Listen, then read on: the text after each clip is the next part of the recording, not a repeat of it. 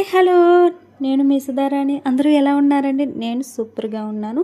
ఈరోజు మనం సొరకాయ హల్వా ఎలా ప్రిపేర్ చేసుకోవాలో చూద్దాం. టేస్ట్ అయితే సూపర్గా ఉంటుంది.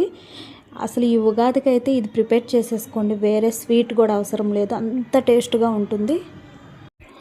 మనం ఫస్ట్ అయితే సొరకాయ కట్ చేసుకొని పైన తోలు తీసేసి లోపల విత్తనాలు తీసేసి చక్కగా తురుముకొని వాటర్ పిండుకొని పెట్టుకున్నాం.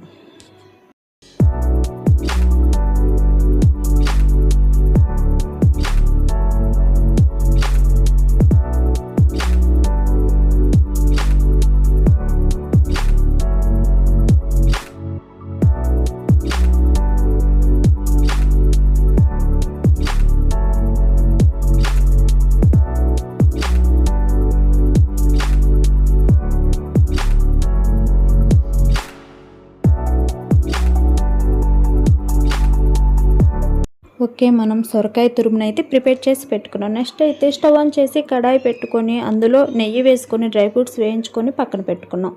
పక్కన పెట్టుకున్న తర్వాత అదే కడాయిలో ఇంకొంచెం నెయ్యి వేసుకొని ముందుగా ప్రిపేర్ చేసుకున్న సొరకాయ తురుమును వేసి బాగా వేయించుకుందాం.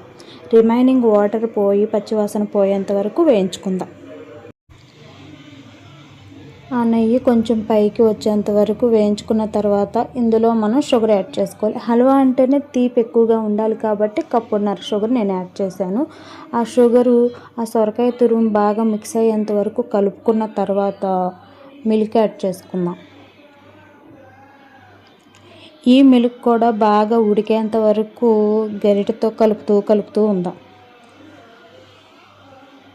నెక్స్ట్ వచ్చేసి కోవా యాడ్ చేసుకుంటున్నా. స్వీట్ కోవా లేకపోతే పచ్చి కోవా ఏది ఉంటే అది మీ ఇంట్లో యాడ్ చేసుకోండి. ఇది ఓన్లీ ఆప్షనల్ మాత్రమే, ఉంటేనే యాడ్ చేసుకోండి, లేకపోతే లేదు.